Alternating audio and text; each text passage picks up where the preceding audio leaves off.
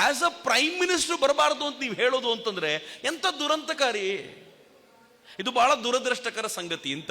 ಮಿತ್ರರೇ, ಈ ಇಡೀ ಈವೆಂಟ್ ಇದೆಯಲ್ಲ ಬಹಳ ಸುಂದರವಾಗಿರುವಂಥದ್ದು. ನಾನೊಂದಷ್ಟು ನೋಟ್ಸ್ ತಂದಿದ್ದೀನಿ ನಿಮ್ಗೆ ಹೇಳಬೇಕು ಅಂತ, ಏನೇನಾಯ್ತು ಅಂತ. 1990 ಅಕ್ಟೋಬರ್ ಕೊನೆಯ ದಿನ, ಅಕ್ಟೋಬರ್ 30ನೇ ತಾರೀಕು ಒಟ್ಟಾರೆ ಅಲ್ಲಿ ಕರಸೇವೆ ನಡಿಬೇಕು ಅಂತ ನಿಶ್ಚಯ ಮಾಡಿದ್ರು. ಸಾಧು ಸಂತರು ನಿಶ್ಚಯ ಮಾಡಿದ್ರು.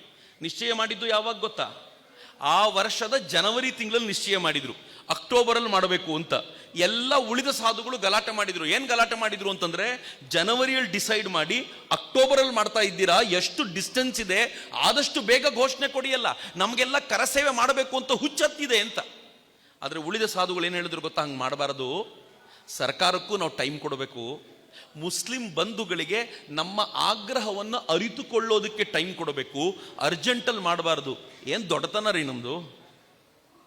ನಮ್ಮ ದೊಡ್ಡತನ ಎಷ್ಟಿದೆ ಅಂತಂದ್ರೆ, ನಮಗೆ ಕೋರ್ಟ್ ವರ್ಡಿಕ್ಟ್ ಕೊಟ್ಟಾಗ ಅದು ಭೂಮಿ ಹಿಂದೂಗಳಿಗೆ ಸೇರಿದ್ದು, ರಾಮ ಮಂದಿರ ಆಗಬೇಕು, ಅಯೋಧ್ಯೆಯಲ್ಲಿ ಮತ್ತೊಂದ್ ಕಡೆ ಒಂದು 5 ಎಕರೆ ಜಮೀನನ್ನ ಮಸೀದಿಗೆ ಅಂತ ಕೊಡಿ ಅಂತ ಕೇಳ್ಕೊಂಡಾಗ ನಾವು ಪಟಾಕಿ ಹೊಡೆದು ಸಂಭ್ರಮಿಸಬೇಕಿತ್ತು, ಬೀದಿಗೆ ಬಂದು ಆನಂದಿಸಬೇಕಿತ್ತು, ಕುಣಿದಾಡಬೇಕಾಗಿತ್ತು, ದೀಪಾವಳಿ ಅವತ್ತೇ ಮಾಡಬೇಕಾಗಿತ್ತು. ಮಾಡಲಿಲ್ಲ. ಯಾಕೆ ಗೊತ್ತಾ?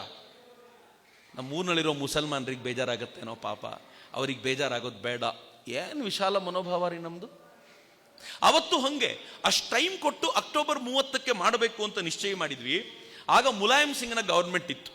ಮುಲಾಯಂ ಸಿಂಗ್ ಗವರ್ಮೆಂಟ್ ಮುಲಾಯಂ ಸಿಂಗ್ ಒಂದು ಮಾತನ್ನು ಹೇಳಿದ್ರು, ಬಹಳ ಚೆನ್ನಾಗಿ ಹೇಳಿದ್ರು. ಎಲ್ಲಿವರೆಗೂ ನಾನು ಇರ್ತೀನೋ ಅಲ್ಲಿವರೆಗೂ ಕರಸೇವಕರು ಒಳಗೆ ಬರೋದಿರ್ಲಿ, ಕರಸೇವಕರು ಒಳಗೆ ಬರೋದಿರ್ಲಿ, ಒಂದು ಹಕ್ಕಿ ಕೂಡ ಮಸೀದಿಯ ಮೇಲೆ ತಿರುಗಾಡದೇ ಇರೋ ಥರ ನಾನು ನೋಡ್ಕೊಳ್ತೀನಿ ಅಂತ. ರಾಜೀವ್ ಗಾಂಧಿ ಗವರ್ಮೆಂಟು ಅಲಗಾಡ್ತಾ ಇದ್ದಂಥ ಕಾಲ ಅದು. ಅದಕ್ಕೆ ಹೇಗಾದರೂ ಮಾಡಿ ಗವರ್ಮೆಂಟ್ನ ಉಳಿಸ್ಕೊಳ್ಳೋಕ್ಕೆ ಸೆಕ್ಯುಲರಿಸಮ್ನ ಹೆಚ್ಚು ಫಾಲೋ ಮಾಡಬೇಕಾದಂಥ ಅಗತ್ಯ ಅವರಿಗಿತ್ತು ಆ ಸಂದರ್ಭದಲ್ಲಿ ಅಂತ ನನಗೆ ಅನ್ಸುತ್ತೆ. ಹೀಗಾಗಿ ಅವ್ರು ಏನು ಮಾಡಿದ್ರು, ಈ ಥರದ ಬಲವಾದ ಘೋಷಣೆ ಕೊಟ್ಟರು. ಘೋಷಣೆ ಕೊಟ್ಟು ಏನು ಮಾಡಿದ್ರು ಗೊತ್ತಾ? ಯಾರ್ಯಾರು ಟ್ರೈನಲ್ಲಿ ಬರ್ತಿದ್ರೋ ಅವರನ್ನ ಅಯೋಧ್ಯೆಗಿಂತ ಹಿಂದಿನ 2-3 ಸ್ಟೇಷನ್ಗಳ ಆಚೆನೆ ತಡೆದು ಅಲ್ಲಿಂದನೇ ಓಡಿಸ್ಲಿಕ್ಕೆ ಶುರು ಮಾಡಿದ್ರು. ಕೆಲವರನ್ನ ಅರೆಸ್ಟ್ ಮಾಡಿದ್ರು. ನಾನಲ್ಲಿ ಮಾತನಾಡಬೇಕಾದ್ರೆ ಹಿರಿಯರು ಹೇಳ್ತಾ ಇದ್ರು, ಈ ಇದರಲ್ಲಿರುವಂಥ ಉತ್ತರ ಪ್ರದೇಶದ ಎಲ್ಲ ಜೈಲುಗಳು ತುಂಬಿ ಕೊನೆಗೆ ಸ್ಕೂಲ್ಗಳಲ್ಲಿ ಲಾಕ್ ಮಾಡಿಟ್ಟಿದ್ರಂತೆ ಎಲ್ಲರನ್ನ. ಕೆಲವರು ಎಕ್ಸ್ಪೀರಿಯನ್ಸ್ ಓದಿದೆ, ಅವ್ರನ್ನ ಸ್ಕೂಲ್ಗಳಲ್ಲಿ ಲಾಕ್ ಮಾಡಿಟ್ಟಿದ್ರು, ಇನ್ನೆಲ್ಲೂ ಜಾಗ ಇರಲಿಲ್ಲ. ಯಾವಾಗ ಹಿಂಗೆ ಬಂಧನ ಆಗ್ತಿದೆ ಅಂತ ಸುದ್ದಿ ಬಂತೋ, ಮೊಬೈಲ್ ಇಲ್ಲದ ಕಾಲ ಅದು, ಮೊಬೈಲ್ ಇದ್ದಾಗ ಸುದ್ದಿ ಹರಡೋದು ಬೇರೆ. ಯಾವಾಗ ಬಂಧನ ಅಂತ ಸುದ್ದಿ ಬಂತೋ, ಅಯೋಧ್ಯೆ ಸ್ಟೇಷನ್ವರೆಗೂ ಯಾರೂ ಬರ್ತಾನೆ ಇರಲಿಲ್ಲ. ಹಿಂದಿನ ಸ್ಟೇಷನ್ಗಳೆಲ್ಲ ಇಳಿದು, ಯಾಕೆ ಭತ್ತದ ಗದ್ದೆಗಳಲ್ಲಿ ನಡ್ಕೊಂಡು ಹೋಗ್ಬೇಕಾಗ್ತಿತ್ತು ಅಂತಂದ್ರೆ ಇದೇ ಕಾರಣ. ಹಿಂದಿನ ಸ್ಟೇಷನ್ನಲ್ಲಿ ಇಳಿದು ಯಾರಿಗೂ ಗೊತ್ತಾಗದಂತೆ ಕದ್ದು ಮುಚ್ಚಿ ಅಯೋಧ್ಯೆಗೆ ಹೋಗಬೇಕು ಅಂತ ನಿಶ್ಚಯ ಮಾಡಿಬಿಟ್ಟಿದ್ರು. ಒಂದು ದಿನ ಮುಂಚೆ ಅಯೋಧ್ಯೆಗೆ ಸಿಂಗಲ್ರು ತಲುಪಿಬಿಟ್ಟಿದ್ರು, ಅಶೋಕ್ ಸಿಂಗಲ್ರನ್ನ ಮರೆಯುವಂತಿಲ್ಲ ಈ ಸಂದರ್ಭದಲ್ಲಿ. ಒಂದು ದಿನದ ಮುಂಚೆ ತಲುಪಿದ್ರು. ಅವತ್ತಿನ ಮಧ್ಯಾಹ್ನ ಅಂದ್ರೆ ನಾಳೆ ಕರಸೇವೆ ಅಂತಂದ್ರೆ ಮುಂಚಿನ ದಿನ ಮಧ್ಯಾಹ್ನ ಒಂದು ಪ್ರೆಸ್ ಮೀಟ್ ಮಾಡ್ತಾರೆ ಅಶೋಕ್ ಸಿಂಗಲ್. ಪ್ರೆಸ್ ಮೀಟ್ ಮಾಡಿ ಏನು ಹೇಳ್ತಾರೆ ಅಂತಂದ್ರೆ, ಕರಸೇವೆ ನಾಳೆ ಹೆಂಗೆ ನಡಿಬೇಕು ಅಂತಿದೆಯೋ ಹಂಗೆ ನಡೆಯುತ್ತೆ, ಎಲ್ಲ ಕರಸೇವಕರು ಸರಿಯಾದ ಸಮಯಕ್ಕೆ ಇಲ್ಲಿ ಬರ್ತಾರೆ, ಸರ್ಕಾರ ಕಣ್ಣಲ್ಲಿ ಕಣ್ಣಿಟ್ಟು ಕಾಯ್ಕೊಂಡು ಕೂತಿದೆ, ಎಲ್ಲಿಂದ ಬರ್ತಾರೆ, ಯಾರೂ ಬರಲ್ಲ ಅಂತ ನಿಶ್ಚಯ ಮಾಡಿದ್ರೂ ಕೂಡ ಸರ್ಕಾರಕ್ಕೊಂದು ಆತಂಕ ಇತ್ತು, ಸಂಘ ನಂಬಕ್ಕಾಗಲ್ಲ ಅಂತ. ಅವತ್ತೂ ಆಗಲ್ಲ, ಇವತ್ತೂ ಆಗಲ್ಲ. ನೀವು ಜಡ್ಜ್ಮೆಂಟ್ ಮಾಡ್ಲಿಕ್ಕೆ ಆಗದೇ ಇರುವಂತ ಸಂಘಟನೆ ರಾಷ್ಟ್ರೀಯ ಸ್ವಯಂ ಸೇವಕ ಸಂಘ ಅಂತ. ವಿಶ್ವ ಹಿಂದೂ ಪರಿಷತ್ ಎಷ್ಟು ಚೆನ್ನಾಗಿ ಪ್ಲಾನ್ ಮಾಡ್ತು ಅಂತಂದ್ರೆ, ಬೇರೆ ಬೇರೆ ಕಡೆಯಿಂದ ಹೋದವರೆಲ್ಲ ಸರಳವಾಗಿ ಒಳಗೆ ನುಗ್ಗುವಂತ ವ್ಯವಸ್ಥೆ. ಅದಕ್ಕೋಸ್ಕರವೇ ಆ ಮಸೀದಿ ಅಥವಾ ಆ ಸ್ಟ್ರಕ್ಚರ್ ಇದೆಯಲ್ಲ, ಢಾಂಚಾ ಅಂತ ಏನ್ ಕರೀತಾರೆ, ಅದರ ಸುತ್ತಲೂ ಮತ್ತು ಇಡೀ ಆ ಭಾಗಕ್ಕೆ 5 ಲೇಯರ್ ಪೊಲೀಸ್ ಹಾಕಿದ್ರು. ಆಸ್ ಅ ಪ್ರೈಮ್ ಮಿನಿಸ್ಟರ್ ಬರಬಾರದು ಅಂತ ನೀವು ಹೇಳೋದು ಅಂತಂದ್ರೆ ಎಂತ ದುರಂತಕಾರಿ. ಇದು ಬಹಳ ದುರದೃಷ್ಟಕರ ಸಂಗತಿ ಅಂತ. ಮಿತ್ರರೇ, ಈ ಇಡೀ ಈವೆಂಟ್ ಇದೆಯಲ್ಲ ಬಹಳ ಸುಂದರವಾಗಿರುವಂಥದ್ದು. ನಾನೊಂದಷ್ಟು ನೋಟ್ಸ್ ತಂದಿದ್ದೀನಿ ನಿಮ್ಗೆ ಹೇಳಬೇಕು ಅಂತ, ಏನೇನಾಯ್ತು ಅಂತ. 1990 ಅಕ್ಟೋಬರ್ ಕೊನೆಯ ದಿನ, ಅಕ್ಟೋಬರ್ 30ನೇ ತಾರೀಕು ಒಟ್ಟಾರೆ ಅಲ್ಲಿ ಕರಸೇವೆ ನಡಿಬೇಕು ಅಂತ ನಿಶ್ಚಯ ಮಾಡಿದ್ರು. ಸಾಧು ಸಂತರು ನಿಶ್ಚಯ ಮಾಡಿದ್ರು. ನಿಶ್ಚಯ ಮಾಡಿದ್ದು ಯಾವಾಗ ಗೊತ್ತಾ? ಆ ವರ್ಷದ ಜನವರಿ ತಿಂಗಳಲ್ಲಿ ನಿಶ್ಚಯ ಮಾಡಿದ್ರು, ಅಕ್ಟೋಬರ್ ಅಲ್ಲಿ ಮಾಡಬೇಕು ಅಂತ. ಎಲ್ಲ ಉಳಿದ ಸಾಧುಗಳು ಗಲಾಟೆ ಮಾಡಿದ್ರು. ಏನ್ ಗಲಾಟೆ ಮಾಡಿದ್ರು ಅಂತಂದ್ರೆ, ಜನವರಿಯಲ್ಲಿ ಡಿಸೈಡ್ ಮಾಡಿ ಅಕ್ಟೋಬರ್ ಅಲ್ಲಿ ಮಾಡ್ತಾ ಇದ್ದೀರಾ, ಎಷ್ಟು ಡಿಸ್ಟೆನ್ಸ್ ಇದೆ, ಆದಷ್ಟು ಬೇಗ ಘೋಷಣೆ ಕೊಡಿಯಲ್ಲ, ನಮಗೆಲ್ಲ ಕರಸೇವೆ ಮಾಡಬೇಕು ಅಂತ ಹುಚ್ಚತ್ತಿದೆ ಅಂತ.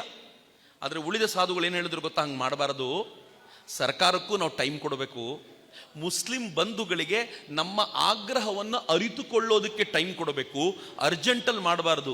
ಏನ್ ದೊಡ್ಡತನ ರೀ ನಮ್ದು.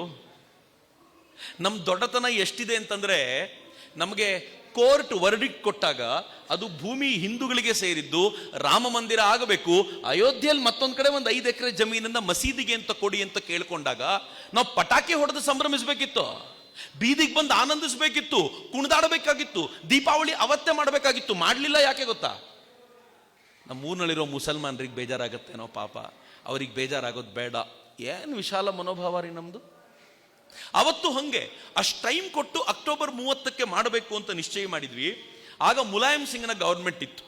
ಮುಲಾಯಂ ಸಿಂಗ್ ಗವರ್ಮೆಂಟ್ ಮುಲಾಯಂ ಸಿಂಗ್ ಒಂದು ಮಾತನ್ನು ಹೇಳಿದ್ರು, ಬಹಳ ಚೆನ್ನಾಗಿ ಹೇಳಿದ್ರು. ಎಲ್ಲಿವರೆಗೂ ನಾನು ಇರ್ತೀನೋ ಅಲ್ಲಿವರೆಗೂ ಕರಸೇವಕರು ಒಳಗೆ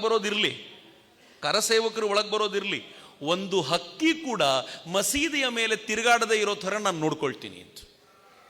ರಾಜೀವ್ ಗಾಂಧಿ ಗವರ್ಮೆಂಟು ಅಲಗಾಡ್ತಾ ಇದ್ದಂಥ ಕಾಲ ಅದು. ಅದಕ್ಕೆ ಹೇಗಾದರೂ ಮಾಡಿ ಗವರ್ಮೆಂಟ್ನ ಉಳಿಸ್ಕೊಳ್ಳೋಕ್ಕೆ ಸೆಕ್ಯುಲರಿಸಮ್ನ ಹೆಚ್ಚು ಫಾಲೋ ಮಾಡಬೇಕಾದಂಥ ಅಗತ್ಯ ಅವರಿಗಿತ್ತು ಆ ಸಂದರ್ಭದಲ್ಲಿ ಅಂತ ನನಗೆ ಅನ್ಸುತ್ತೆ. ಹೀಗಾಗಿ ಅವ್ರು ಏನು ಮಾಡಿದ್ರು, ಈ ಥರದ ಬಲವಾದ ಘೋಷಣೆ ಕೊಟ್ಟರು. ಘೋಷಣೆ ಕೊಟ್ಟು ಏನು ಮಾಡಿದ್ರು ಗೊತ್ತಾ? ಯಾರ್ಯಾರು ಟ್ರೈನಲ್ಲಿ ಬರ್ತಿದ್ರೋ ಅವರನ್ನ ಅಯೋಧ್ಯೆಗಿಂತ ಹಿಂದಿನ 2-3 ಸ್ಟೇಷನ್ಗಳ ಆಚೆನೆ ತಡೆದು ಅಲ್ಲಿಂದನೇ ಓಡಿಸ್ಲಿಕ್ಕೆ ಶುರು ಮಾಡಿದ್ರು. ಕೆಲವರನ್ನ ಅರೆಸ್ಟ್ ಮಾಡಿದ್ರು. ನಾನಲ್ಲಿ ಮಾತನಾಡಬೇಕಾದ್ರೆ ಹಿರಿಯರು ಹೇಳ್ತಾ ಇದ್ರು, ಇದರಲ್ಲಿರುವಂಥ ಉತ್ತರ ಪ್ರದೇಶದ ಎಲ್ಲ ಜೈಲುಗಳು ತುಂಬಿ ಕೊನೆಗೆ ಸ್ಕೂಲುಗಳಲ್ಲಿ ಲಾಕ್ ಮಾಡಿಟ್ಟಿದ್ರಂತೆ ಎಲ್ಲರನ್ನ. ಕೆಲವರ ಎಕ್ಸ್ಪೀರಿಯನ್ಸ್ ಓದಿದೆ, ಅವ್ರನ್ನ ಸ್ಕೂಲುಗಳಲ್ಲಿ ಲಾಕ್ ಮಾಡಿಟ್ಟಿದ್ರು, ಇನ್ನೆಲ್ಲೂ ಜಾಗ ಇರಲಿಲ್ಲ. ಯಾವಾಗ ಹಿಂಗೆ ಬಂಧನ ಆಗ್ತಿದೆ ಅಂತ ಸುದ್ದಿ ಬಂತೋ, ಮೊಬೈಲ್ ಇಲ್ಲದ ಕಾಲ ಅದು, ಮೊಬೈಲ್ ಇದ್ದಾಗ ಸುದ್ದಿ ಹರಡೋದು ಬೇರೆ. ಯಾವಾಗ ಬಂಧನ ಅಂತ ಸುದ್ದಿ ಬಂತೋ ಅಯೋಧ್ಯೆ ಸ್ಟೇಷನ್ವರೆಗೂ ಯಾರೂ ಬರ್ತಾನೆ ಇರಲಿಲ್ಲ. ಹಿಂದಿನ ಸ್ಟೇಷನ್ಗಳೆಲ್ಲ ಇಳಿದು, ಯಾಕೆ ಭತ್ತದ ಗದ್ದೆಗಳಲ್ಲಿ ನಡ್ಕೊಂಡು ಹೋಗ್ಬೇಕಾಗ್ತಿತ್ತು ಅಂತಂದ್ರೆ ಇದೇ ಕಾರಣ. ಹಿಂದಿನ ಸ್ಟೇಷನ್ನಲ್ಲಿ ಇಳಿದು ಯಾರಿಗೂ ಗೊತ್ತಾಗದಂತೆ ಕದ್ದು ಮುಚ್ಚಿ ಅಯೋಧ್ಯೆಗೆ ಹೋಗಬೇಕು ಅಂತ ನಿಶ್ಚಯ ಮಾಡಿಬಿಟ್ಟಿದ್ರು. ಒಂದು ದಿನ ಮುಂಚೆ ಅಯೋಧ್ಯೆಗೆ ಸಿಂಗಲ್ರು ತಲುಪಿಬಿಟ್ಟಿದ್ರು, ಅಶೋಕ್ ಸಿಂಗಲ್ರನ್ನ ಮರೆಯುವಂತಿಲ್ಲ ಈ ಸಂದರ್ಭದಲ್ಲಿ. ಒಂದು ದಿನದ ಮುಂಚೆ ತಲುಪಿದ್ರು. ಅವತ್ತಿನ ಮಧ್ಯಾಹ್ನ ಅಂದ್ರೆ ನಾಳೆ ಕರಸೇವೆ ಅಂತಂದ್ರೆ ಮುಂಚಿನ ದಿನ ಮಧ್ಯಾಹ್ನ ಒಂದು ಪ್ರೆಸ್ ಮೀಟ್ ಮಾಡ್ತಾರೆ ಅಶೋಕ್ ಸಿಂಗಲ್. ಪ್ರೆಸ್ ಮೀಟ್ ಮಾಡಿ ಏನು ಹೇಳ್ತಾರೆ ಅಂತಂದ್ರೆ, ಕರಸೇವೆ ನಾಳೆ ಹೆಂಗೆ ನಡಿಬೇಕು ಅಂತಿದೆಯೋ ಹಂಗೆ ನಡೆಯುತ್ತೆ, ಎಲ್ಲ ಕರಸೇವಕರು ಸರಿಯಾದ ಸಮಯಕ್ಕೆ ಇಲ್ಲಿ ಬರ್ತಾರೆ. ಸರ್ಕಾರ ಕಣ್ಣಲ್ಲಿ ಕಣ್ಣಿಟ್ಟು ಕಾಯ್ಕೊಂಡು ಕೂತಿದೆ, ಎಲ್ಲಿಂದ ಬರ್ತಾರೆ, ಯಾರೂ ಬರಲ್ಲ ಅಂತ ನಿಶ್ಚಯ ಮಾಡಿದ್ರೂ ಕೂಡ ಸರ್ಕಾರಕ್ಕೊಂದು ಆತಂಕ ಇತ್ತು, ಸಂಘ ನಂಬಕ್ಕಾಗಲ್ಲ ಅಂತ. ಅವತ್ತೂ ಆಗಲ್ಲ, ಇವತ್ತೂ ಆಗಲ್ಲ. ನೀವು ಜಡ್ಜ್ಮೆಂಟ್ ಮಾಡ್ಲಿಕ್ಕೆ ಆಗದೇ ಇರುವಂತ ಸಂಘಟನೆ ರಾಷ್ಟ್ರೀಯ ಸ್ವಯಂ ಸೇವಕ ಸಂಘ ಅಂತ. ವಿಶ್ವ ಹಿಂದೂ ಪರಿಷತ್ ಎಷ್ಟು ಚೆನ್ನಾಗಿ ಪ್ಲಾನ್ ಮಾಡ್ತು ಅಂತಂದ್ರೆ, ಬೇರೆ ಬೇರೆ ಕಡೆಯಿಂದ ಹೋದವರೆಲ್ಲ ಸರಳವಾಗಿ ಒಳಗೆ ನುಗ್ಗುವಂತ ವ್ಯವಸ್ಥೆ. ಅದಕ್ಕೋಸ್ಕರವೇ ಆ ಮಸೀದಿ ಅಥವಾ ಆ ಸ್ಟ್ರಕ್ಚರ್ ಇದೆಯಲ್ಲ, ಢಾಂಚಾ ಅಂತ ಏನ್ ಕರೀತಾರೆ, ಅದರ ಸುತ್ತಲೂ ಮತ್ತು ಇಡೀ ಆ ಭಾಗಕ್ಕೆ 5 ಲೇಯರ್ ಪೊಲೀಸ್ ಹಾಕಿದ್ರು. ಅನುಕ್ಷಣದ ಸುದ್ದಿಗಳಿಗಾಗಿ ವಿಸ್ತಾರ ನ್ಯೂಸ್ ಯೂಟ್ಯೂಬ್ ಚಾನೆಲ್ ಸಬ್ಸ್ಕ್ರೈಬ್ ಮಾಡಿ. ಹೊಸ ಸುದ್ದಿಗಳ ನೋಟಿಫಿಕೇಶನ್ಗಾಗಿ ಬೆಲ್ ಐಕಾನ್ ಕ್ಲಿಕ್ ಮಾಡಿ. ಲೇಟೆಸ್ಟ್ ಅಪ್ಡೇಟ್ಸ್ಗಾಗಿ www.vistaranews.com ವೆಬ್ಸೈಟ್ಗೆ ವಿಸಿಟ್ ಮಾಡಿ. ಅಂಗೈಯಲ್ಲೇ ಜಗತ್ತಿನ ಸುದ್ದಿ ತಿಳಿಯಲು ವಿಸ್ತಾರ ನ್ಯೂಸ್ ಕನ್ನಡ ಆಪ್ ಡೌನ್ಲೋಡ್ ಮಾಡಿ.